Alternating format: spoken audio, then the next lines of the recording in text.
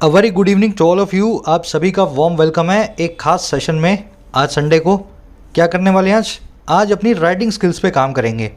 English में लिखने की आपकी इच्छा होती है, दिमाग में बहुत सारी चीज़ें चलती हैं, लेकिन पेपर पे नहीं लिख पाते हो। इस चीज़ से कैसे निपटा जाए, है ना। मेरा नाम है अमन बहल, पेशे से गवर्नमेंट सर्वेंट हूँ। इन क्लासेस के ज़रिए आपको बताता हूँ इंग्लिश कितनी आसान है किसी भी एग्ज़ाम के लिए आप प्रिपेयर कर रहे हो। देखो, इंग्लिश में लिखने का एक सिंपल सा तरीका ये है, जो आपके दिमाग में चल रहा हो उसको आप लिखने की कोशिश करो कागज़ पे। इसका सबसे अच्छा तरीका होता है न्यूज़पेपर की हेडलाइंस और आर्टिकल्स को इंग्लिश में लिखना। आपके सामने खुला हुआ है जनसत्ता न्यूज़पेपर, इसी तरीके से दैनिक भास्कर भी है। मैं इसकी कुछ न्यूज़ आर्टिकल्स को उठाऊंगा और आपके सामने इंग्लिश में लिखने की कोशिश करूंगा, जिससे आपको करेक्ट अप्रोच पता लगे। शुरू कर लें क्लास को। अपना राइटिंग स्किल्स का कोर्स भी है, जिसके बारे में मैं आपको आगे चल के बताऊँगा। पहले आ जाओ आर्टिकल पे। मैंने क्या किया, ऊपर ले लिया है हिंदी में जो है हमारी आर्टिकल्स को, न्यूज़ को, और नीचे लिया है एसएमएस वाली हिंदी में, जो लोग हिंदी नहीं पढ़ सकते हैं उनके लिए। राइट साइड में इसका ट्रांसलेशन हम करने वाले हैं। एक लाइक और एक शेयर जरूर से देना इस वीडियो को, अगर आप इस कंटेंट को हेल्पफुल समझते हो और चाहते हो मैं हर वीक लाता रहूं, है ना। जरूर से एक लाइक देना।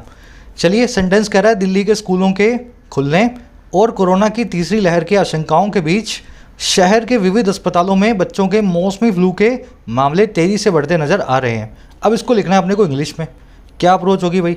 सबसे पहले ये ढूंढ लो इस सेंटेंस में किसने कौन सा काम किया।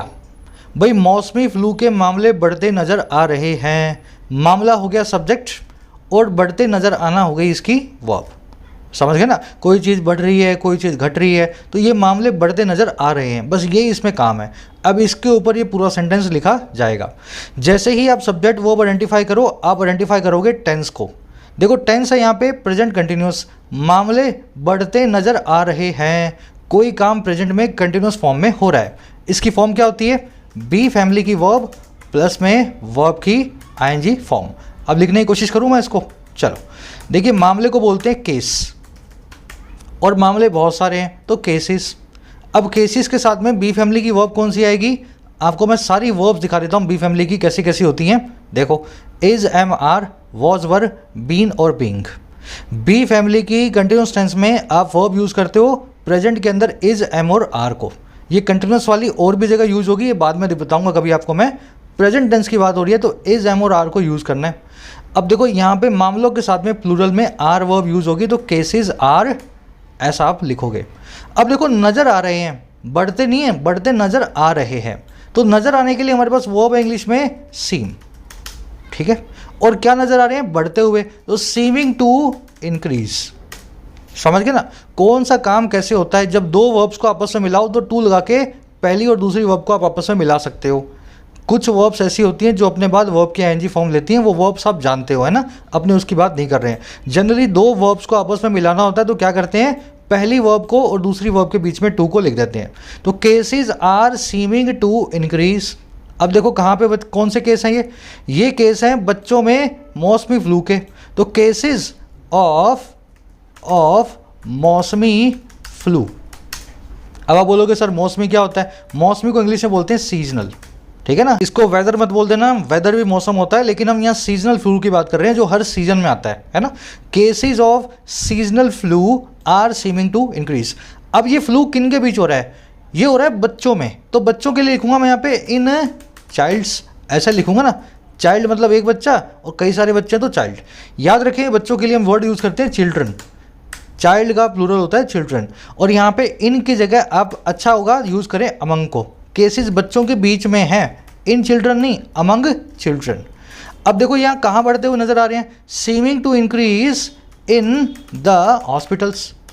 भाई हॉस्पिटल में नजर आ रहे हैं ना, तो इन द हॉस्पिटल्स। और हॉस्पिटल किसके हैं? शहर के, इस शहर के। तो यहाँ पे लिख देता हूँ ऑफ द सिटी। बस बन गया सेंटेंस आपका। अब बाकी का मैं जोड़ दूंगा जो इसमें बाकी है ना। आपको एक खाका बना के मैंने स्ट्रक्चर बना के बता दिया। Cases of seasonal flu in या among children are seeming to increase in the hospitals of the city. अब ये कौन से हॉस्पिटल्स हैं? विविध हॉस्पिटल्स हैं, नाना प्रकार के। तो आप यहाँ लिखें various, in various hospitals of the city, ठीक है। अब देखो ये काम हो कब रहा है? आपको ये काम मिला है दिल्ली के स्कूलों के खुलने और कोरोना की तीसरी लहर की आशंकाओं के बीच। इस वाले को अपने को इसके साथ जोड़ देना है। बीच के लिए अपने यूज़ करते हैं इंग्लिश में इन द मिडल ऑफ, ठीक है, इन द मिडल ऑफ। अच्छा, किसके मिडल ऑफ में हो रहा है? स्कूलों के खुलने। स्कूलों के खुलने को बोलूँगा ओपनिंग ऑफ स्कूल्स। बड़ा आसान है, स्कूलों का खुलना तो ओपनिंग ऑफ स्कूल्स। और दूसरा काम क्या है? कोरोना की तीसरी लहर की आशंका। तो आशंका, स्कूल की स्पेलिंग सही कर दें, एंड आशंका ऑफ द तीसरी लहर ऑफ कोविड-19। ठीक है, द निकाल दो, द आएगा ही नहीं कोविड-19 के पहले। अब इसको बदल दो इंग्लिश में। आशंका को इंग्लिश में बोलते हैं फियर, या इसको अच्छा वर्ड होता है एप्रीहेंशन। नोट करो अपनी डायरी में, नया वर्ड है आपके लिए। किसी चीज़ की आशंका होती है, डर होता है, तो आप उसको फियर बोलते हैं, या उसके लिए अच्छा वर्ड है एप्रीहेंशन। तो in the middle of opening of schools and fear या अप्रीहेंशन ऑफ तीसरी लहर। तीसरी लहर को बोलेंगे थर्ड वेव ऑफ कोविड-19। बस इस पूरे को जोड़ दो, यहाँ पे लगा दो कोमा, दो क्लोज आपस में जोड़ना चाह रहे हो आप, यहाँ पे कोमा लगा के ऐसा करके आप इस पूरे सेंटेंस को लिख सकते हो। सी का सी छोटा कर दिया केसेस का। अब इस सेंटेंस में लाख कमियां हैं, वो दूर करेंगे। मैंने आपको बताया कैसे बनाया जाना चाहिए था। In the middle of opening of schools and fear या apprehension of the third wave of कोविड-19, cases of seasonal flu in या among children are seeming to increase in the various hospitals of the city.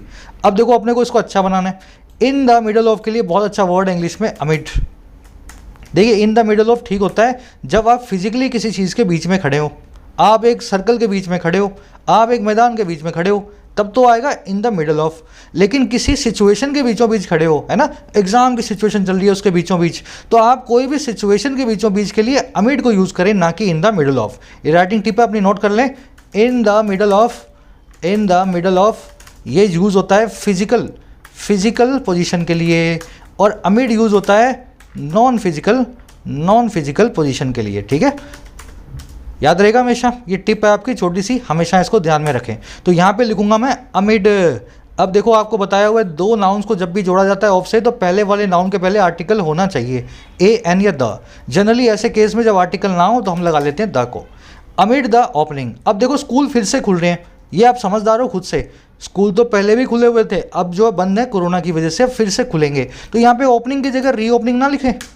Amid the reopening of schools and fear the apprehension, यहाँ पे the लगा दो। Again यहाँ पे आपको of मिल रही है प्रीपोजिशन, इससे पहले और इसके बाद में दोनों तरफ नाउन है, तो पहले वाले नाउन के पहले द को लगा दिया जाए। तो the fear apprehension of the third wave of the कोविड-19 cases of seasonal flu in children are seeming to increase in the various hospitals of the city. अब बस एक चीज़ और बाकी है इस सेंटेंस के अंदर, वो है स्टेटिव वर्ब्स को। स्टेटिव वर्ब्स मैंने राइटिंग स्किल्स वाला जो लोग कोर्स फॉलो कर रहे हैं अच्छे से जानते हैं, ये मैं आपको करवा चुका हूँ राइटिंग स्किल्स के कोर्स में। कुछ ऐसी वर्ब्स हैं इंग्लिश में जिनको आईएनजी फॉर्म में यूज़ नहीं किया जाता, क्योंकि उनमें कोई एक्शन के अंदर टाइम वेस्ट नहीं होता। इनमें से एक वर्ब मिलेगी आपको सीम, जैसे सी है, सीम है, स्मेल है, टेस्ट है, बिलोंग है, हैव है, ओन है, पजेस है। इन वर्ब्स को अगर आप जब भी यूज़ करोगे ना, आईएनजी फॉर्म में यूज़ नहीं करते हो, तो अगर आपको ये आईएनजी फॉर्म में मिले, आपको यूज़ करने लगे आईएनजी फॉर्म में, तो आप कंटिन्यूस टेंस को बदलेंगे प्रेजेंट या पास्ट इंडेफिनिट में, और परफेक्ट कंटिन्यूस में चेंज कर देते हैं प्रेजेंट या पास्ट परफेक्ट टेंस में। ठीक है ना, राइटिंग स्किल्स वाले सब बच्चों को अच्छे से आना चाहिए, बहुत बार कर चुके हैं इस कॉन्सेप्ट को अपने कोर्स में। अब यहाँ पे देखो फटाफट, सीम वर्ब भी इसी तरीके से यूज़ हो रही है। Are seeming present continuous tense है, तो मैं क्या लिखूंगा, चिल्ड्रन सीम, है ना, seem to increase in the various hospitals of the city. अब देखो, मामले बढ़ते नजर आ रहे हैं, ये बढ़ते हुए हैं, इंक्रीज नहीं, सीम टू इंक्रीजिंग। अब इससे पहले टू लगा दें, टू बी कर दें, क्योंकि टू अपने बाद में एक बेयर इन्फिनेटिव लेगा। टू के बाद में बेस फॉर्म वर्ब की आती है, इंक्रीजिंग आपने जैसे ही लिखा तो बेस फॉर्म यहाँ से हट गई, इसलिए बीच में लगाई गई स्टेपनी। तो इस तरीके से सीम टू बी इंक्रीजिंग नाम का फ्रेज बनता है, वर्ब फ्रेज। बस अब केसेस के आगे द लगा दो, क्योंकि बीच में क्या आ रहा है, ऑफ आ रहा है दो नाउन्स के बीच में, और इंक्रीज हो रहे हैं तेजी से, तो तेजी के लिए लिख दो यहाँ पे रैपिडली। रैपिड मतलब तेजी से। रैपिड नाम के वर्ड को आप डालोगे तो एडजेक्टिव निकलेगा, अपने को इसकी एडवर्ब फॉर्म चाहिए, रैपिडली को यूज़ करेंगे, क्योंकि यहाँ इंक्रीज करवाना है रैपिडली, वर्ब को मॉडिफाई करने के लिए एडवर्ब चाहिए, तो rapidly in the various hospitals of the city. चलिए बढ़ेंगे नेक्स्ट सेंटेंस की तरफ। आपको मैंने अभी जो भी बताया ये सब का सब मैं डिटेल में कवर करवा रहा हूँ अपने राइटिंग स्किल्स के कोर्स में। कैसे सेंटेंस बनेगा, कौन सा टेंस लगेगा, कौन सा वर्ड यूज़ करना है, कहाँ कोमा लगेगा, कहाँ पंक्चुएशन, हर चीज़ को बेसिक से एडवांस्ड हर एग्ज़ाम के लिए, यूपीएससी, बैंक, एसएससी, आईलेट्स, आप इस कोर्स को एक्सेस कर सकते हैं अपनी ऐप से। ऐप को डाउनलोड करें योर इंग्लिश ट्यूटर को प्ले स्टोर से, इसका लिंक डाल रहा हूँ मैं कमेंट सेक्शन में। डाउनलोड करने के बाद होम पेज पे ही आपको ये कोर्स मिलेगा। 699 इसका रेगुलर प्राइस है। आज अगर कोड लगा लेते हो आप YT200, रात को 12 बजे तक अवेलेबल है। ये कोर्स आपको मिलता है 499 में। कोड लगा लेना, यूज़ कर लेना कोड को, है ना, अगर फ़ायदा मिल रहा है तो। राइटिंग स्किल्स के कोर्स की वैलिडिटी है 1 साल, और दूसरे कोर्सेज भी अवेलेबल हैं ऐप पे, बैंकिंग प्रीलिम्स का, बैंकिंग मेंस का, SSA प्रीलिम्स का। तो 50-50 रुपये में इन कोर्स को लगा के इन कोर्सेज को आप फ़ायदा उठा सकते हो। कोई भी क्वेरी हो ऐप रिलेटेड इस नंबर पे व्हाट्सअप करें, आपको कोई ना कोई कस्टमर केयर वाला रिप्लाई कर देगा। चलिए नेक्स्ट सेंटेंस की तरफ बढ़ें। चलो, कह रहा है फेसबुक के अधिकारियों ने मार्च में एक आंतरिक रिसर्च की थी जिसमें सामने आया कि युवाओं में सबसे ज़्यादा इस्तेमाल होने वाला सोशल मीडिया प्लेटफॉर्म इंस्टाग्राम का इस्तेमाल उनके लिए नुकसानदेह है, और इस रिसर्च के नतीजों को उजागर नहीं किया गया ताकि सोशल मीडिया प्लेटफॉर्म का कारोबार प्रभावित ना हो। लंबा सेंटेंस है, बहुत सारे क्लोज हैं, आराम से एक एक करके बनाएंगे। देखो, पहला काम है फेसबुक के अधिकारियों ने रिसर्च की थी, समझ गए ना। पहले इसको बना लेते हैं इंग्लिश में, क्या लिख देते हैं, ऑफिशियल्स या ऑफिसर्स। अधिकारियों को बोलते हैं ऑफिशियल या officers of the Facebook. Facebook एक कंपनी का नाम है, एफ बड़ा कर दिया, प्रॉपर नाउन बना दिया। और याद रखें कंपनी के नाम से पहले कभी द नहीं आता, प्राइवेट कंपनी के, तो द को निकाल दिया। लेकिन इस ऑफ से पहले और बाद में नाउन होने की वजह से मुझे ऑफिशियल या ऑफिसर से पहले लगाना पड़ेगा द।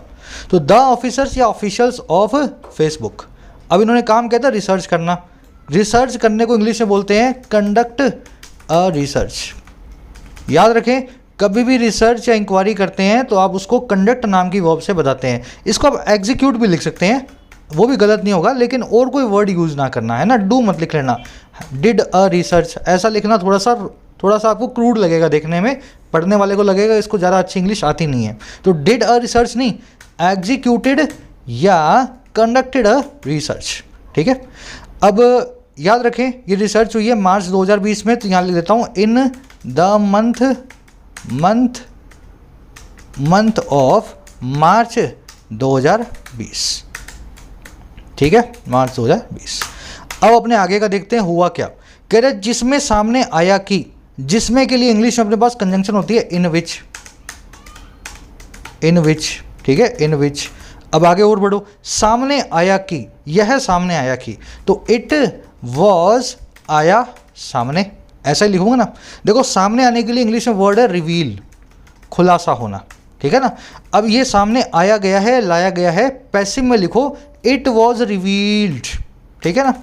अब देखो क्या आया सामने, दैट लगा के बता दो कि ये जो प्लेटफॉर्म है इंस्टाग्राम, उसका इस्तेमाल नुकसानदेह है हमारी यूथ के लिए, हमारे नौजवानों के लिए, युवाओं के लिए, ठीक है ना।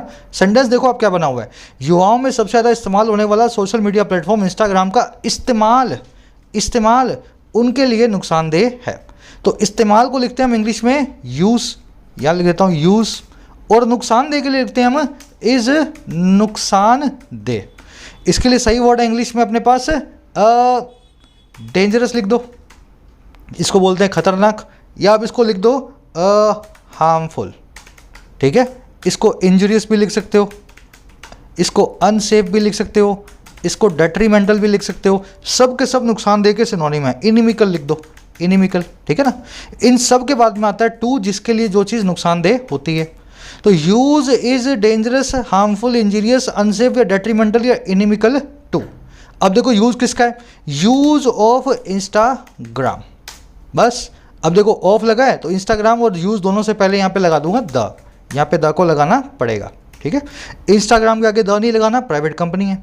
अब देखो किन के लिए नुकसानदेह है, तो यहाँ पे बता दो टू द यूथ, ठीक है। यूथ का मतलब है हमारे सारे के सारे नौजवान, द निकाल दो, बोले यूथ है सारी की सारी, ये जनरल बात करें तो टू द यूथ, बिना द के यूथ।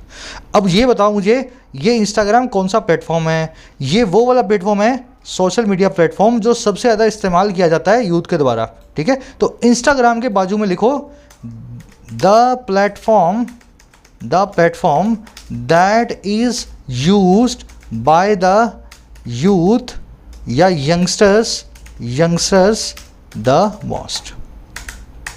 बस इसको कोमा और कोमा से अलग कर दो, बस ये आपने क्या लिखा बीच में, इस प्लेटफॉर्म के बारे में बता दिया। इंस्टाग्राम वो प्लेटफॉर्म है जो सबसे ज़्यादा इस्तेमाल होने वाला सोशल मीडिया प्लेटफॉर्म है। इसको आपने यहाँ पे एक अपोजिशनल फ्रेज के जरिए बता दिया। यहाँ पे आपको यूँ भी लिख सकते हो, Instagram which is a platform या द प्लेटफॉर्म, ऐसा भी लिख सकते हो। और सीधे भी लिख दो द प्लेटफॉर्म, दैट इज को निकाल दो, यहाँ से लिख दो यूज्ड बाय द यूथ या youngster the most. The most मतलब सबसे ज़्यादा। इनिमिकल टू, अब यहाँ पे देम लिख दो क्योंकि यूथ ऑलरेडी आ चुका है, यंगस्टर ऑलरेडी आ चुका है, तो यहाँ पे फिर से लिखने की ज़रूरत नहीं है। इतना बना दो और पूरे को जोड़ दो, इसको इसके साथ, इसको इसके साथ और इसको इसके साथ। इन विच से पहले हमेशा आप एक कॉमा लगाएं अगर सेंटेंस बहुत लंबा है, इन विच के बाद में। अगर छोटा सही है, मान लो इतना ही होता, तब कॉमा की ज़रूरत नहीं होती। तो बड़ा है ना, तो मैंने यहाँ पे इन विच के पहले कॉमा लगा दिया। अब मैं इस अनसेफ और इन सब में से एक वर्ड चूज़ कर लेता हूँ। लेट से मैं चूज़ कर लेता हूँ हार्मफुल, ठीक है ना। सारे वर्ड्स में से एक वर्ड चूज़ कर लेता हूँ। अब तसल्ली से सेंटेंस को पढ़ो, फिर बाकी का सेंटेंस इसमें ऐड कर देंगे। द ऑफिशियल्स या ऑफिसर्स, यहाँ पे ऑफिसर्स लिख देता हूँ, ऑफिशियल छोड़ देता हूँ। Officers of Facebook conducted a research in the month of March 2020। अब रिसर्च कैसी है, इंटरनल है, आंतरिक है, तो आंतरिक के लिए वर्ड कर लेता हूँ यूज़ इंटरनल। अगर बाहरी होती तो एक्सटर्नल, ठीक है ना। इंटरनल से पहले अ को चेंज करना पड़ेगा एन में।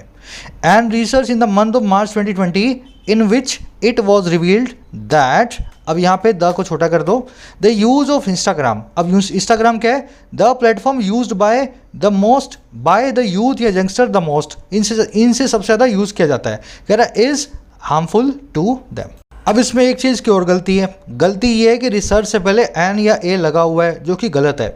Research, bread, paper, software, hardware, equipment, news, advice, information, सब ऐसे नाउन्स हैं जो कभी काउंट नहीं होते। तो यहाँ पे क्या लिखूंगा, इस एन को निकाल दूंगा। कंडक्टेड इंटरनल रिसर्च, ठीक है ना, ऐसे ही सेंटेंस आपका बनेगा। अब इस और के बाद वाला हमें फिर से जोड़ना पड़ेगा। इतना आपने बना दिया, अब थोड़ा सा ब्रेक ले लो, बाकी का जोड़ दो। इस रिसर्च के नतीजों को उजागर नहीं किया गया। नतीजे हो गया सब्जेक्ट, उजागर नहीं किया गया हो गई इसकी वर्ब, किसमें, पैसिव वॉइस में। The results of this research उजागर नहीं किया गया। उजागर करने के लिए वर्ड है रिवील, वर नॉट रिवील्ड, ठीक है ना। रिवील की जगह आप यूँ भी लिख सकते हो डिस्क्लोज्ड, इसकी जगह आप ऐसा भी लिख सकते हो रिपोर्टेड। समझ गए ना, उजागर करना मतलब रिवील करना, डिस्क्लोज करना, रिपोर्ट करना। लिखो अपनी डायरी में, वर्ड नोट करो, नया वर्ड है आपके लिए, उजागर करना, रिवील करना, डिस्क्लोज करना है, रिपोर्ट करना। और हमेशा इनके बाद में लिखें टू द पब्लिक, ठीक है, टू पब्लिक। क्यों ऐसा, क्योंकि रिपोर्ट, रिवील या डिस्क्लोज हमेशा लोगों को किया जाता है, तो ऐसा फ्रेज इंग्लिश में बनता ही है बाय डिफॉल्ट। अच्छा, क्यों नहीं किया गया, ताकि सोशल मीडिया का प्लेटफॉर्म का कारोबार प्रभावित ना हो, ताकि ऐसा ना हो। जब भी ताकि की बात करनी हो ना, ताकि की, तो उसके लिए वर्ड इंग्लिश में यूज़ करें टू इंश्योर दैट। समझ गए, ताकि की बात करनी हो तो वर्ड यूज होता है उसके लिए टू इंश्योर दैट, इस चीज़ को पक्का करने के लिए ताकि या टू इंश्योर दैट। अब क्या इंश्योर करना है वो यहाँ पे इंश्योर करवा दो, सोशल मीडिया प्लेटफॉर्म का कारोबार प्रभावित ना हो। द कारोबार, अरे यार, द कारोबार इज नॉट गेटिंग प्रभावित, ठीक है, प्रभावित। कारोबार को इंग्लिश में बोलते हैं बिजनेस, और प्रभावित को बोलते हैं इंग्लिश में अफेक्टेड। जानते हो ना, इफेक्ट वर्सेस अफेक्ट, दोनों में क्या फ़र्क है। अफेक्ट का मतलब होता है प्रभावित करना, इफेक्ट का मतलब होता है प्रभाव। हमें यहाँ पे वर्ब चाहिए पैसिव वॉइस में, तो हमने लिख दिया affected. The business is not getting affected. इसको ऐसा भी लिख सकते हो, the business does not get affected, ठीक है ना। अब इसको इसके साथ जोड़ दो, इसको इसके साथ जोड़ दो। अब इन दोनों के बीच में लगाना है एंड, तो एंड आपने लगा दिया इन दोनों क्लोज को जोड़ने के लिए। एंड के पहले इसको जोड़ दो और एंड को जोड़ दो इसके साथ में।